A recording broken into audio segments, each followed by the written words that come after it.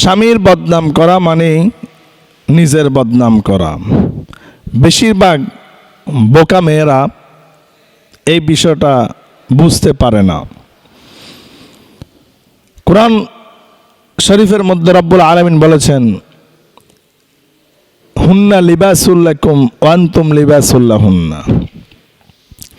স্বামী এবং স্ত্রী একজন অন্যজনের পোশাক স্বরূপ। স্বামী এবং স্ত্রী একজন অন্যজনের ঈমানের পূর্ণতা।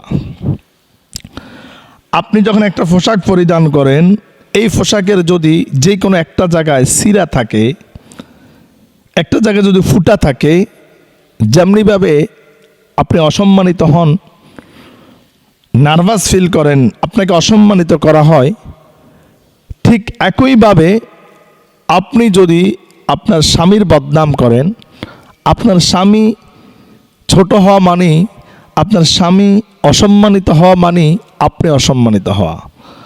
আপনার স্বামীকে ছোট করা মানে আপনাকে ছোট করা। আমরা অনেক বোকা বেকুব মা বোনেরা আছি, স্বামীর অপবাদগুলা নিয়ে আমরা আমাদের প্রতিবেশী, আমাদের ভাই বোন, আমাদের মা বাবার সাথে আমরা এই বিষয়গুলো শেয়ার করি, আমরা এগুলো আলোচনা করি। আমার স্বামী এমন, আমার স্বামী আমাকে এটা দেয় না, আমার স্বামী আমাকে ওটা দেয় না, আমার স্বামী আমার সাথে ঝগড়া করে, আমার স্বামী আমাকে সুখ দেয় না, আমার স্বামী আমার সাথে ভালো ব্যবহার করে না। এইভাবে যত ধরনের অভিযোগ আছে, সকল ধরনের অভিযোগ আমরা আমাদের স্বামীর করে থাকি। একটা কথা মনে রাখবেন, আপনার স্বামী আজকে আপনার সাথে ভালো ব্যবহার না করার হয়তো অন্যতম কারণ আপনি নিজেই। আপনি একটু চিন্তা করে দেখেন তো, আপনার স্বামী আপনার সাথে ভালো আচরণ করার জন্য আপনি তাকে কি দিয়েছেন, আপনি তার সাথে কেমন আচরণ করতেছেন। মনে রাখবেন, আপনি যদি কারো থেকে ভালো কিছু আশা করেন, তাহলে আগে তাকে ভালোটা দিতে হবে। ফর এক্সাম্পল, আপনি যদি একটা মানুষকে সালাম দেন, সে কিন্তু আপনাকে সালামে দিবে, সালামের উত্তর নেবে। আপনি যদি একটা মানুষকে আজকে সালাম দেন, কালকেও সালাম দেন, পরশু সালাম দেন, চতুর্থ দিন সে চেষ্টা করবে সে আগে নিজে আপনাকে সালাম দেওয়ার জন্য। আবার আজকে যদি আপনি কোনো একটা মানুষকে গালি দেন, সে কিন্তু আপনাকে সালাম দেবে না, সেও কিন্তু আপনাকে গালি দিবে। আজকে আপনি একটা মানুষকে গালি দিলেন, কালকেও একটা মানুষকে গালি দিলেন, পরশু সে চিন্তা করবে আগে আপনাকে গালি দেওয়ার জন্য।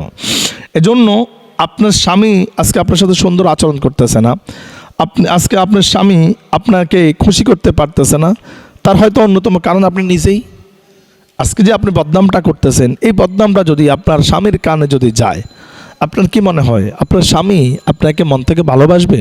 আপনার স্বামী আপনার সাথে সুন্দর মতন কথা বলবে? আপনার স্বামী আপনার সাথে সময় কাটাবে না।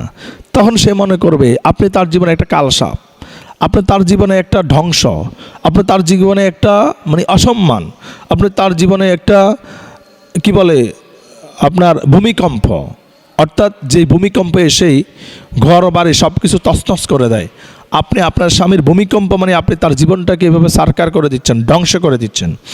এজন্য আপনি আপনার স্বামীর যে অপবাদগুলো করতেছেন, এগুলো আপনি আপনার অপবাদ করতেছেন। আপনার স্বামীকে আপনি অসম্মান করতেছেন মানে আপনি আপনাকে অসম্মানিত করতেছেন। এটা হয়তো আপনি এখন বুঝতেছেন না, কিন্তু একটা সময় গিয়ে আপনি বুঝবেন। আপনি আজকে হয়তো আপনার স্বামীর অসম্মান করতেছেন আপনার পরিবারের লোকের কাছে, ছোট ছোট ভাই বোনদের কাছে, অথবা আপনার বন্ধু মহলের কাছে। একটা সময় গিয়ে যখন দেখা যাচ্ছে আপনারা বন্ধু মহল যখন কথা বলবেন, তখন দেখা যাচ্ছে অনেকে হয়তো আপনাকে বলবে, এই তুমি কোনো কথা বলবে না, তোমার স্বামী তো তোমাকে সম্মানই করে না, তোমার স্বামী তোমার চাহিদাই মিটাইতে পারে না, তোমার স্বামীর কাছে তোমার কোনো গুরুত্বই নাই। তাহলে ওই মুহূর্তে কি হলো, আপনার মাথাটা আপনি নিজে হেড করে দিলেন, আপনার মাথাটা আপনি নিজেই নিচু করে দিলেন। এজন্য সবসময় স্বামী স্ত্রীর মধ্যে যত কিছু হোক না কেন, এটা গোপন রাখবেন, এটা প্রকাশ করবেন না, এটা কাউকে প্রকাশ করতে দিবেন না, এটা কাউকে জানতে দিবেন না।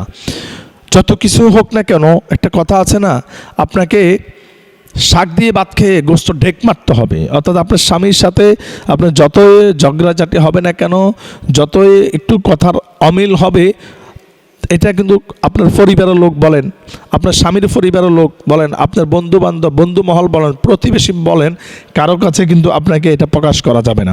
আপনার পার্শ্ববর্তী একটা ভাবির কাছে যদি এই কথাটা যদি প্রকাশ করেন, একটা সময় সেই কিন্তু আপনাকে খোঁটা দিবে, সেই কিন্তু আপনার দুর্বলতার মধ্যে কিন্তু আঘাত করবে। সেজন্য এই বিষয়গুলো অবশ্যই আমাদেরকে মাথা রাখতে হবে।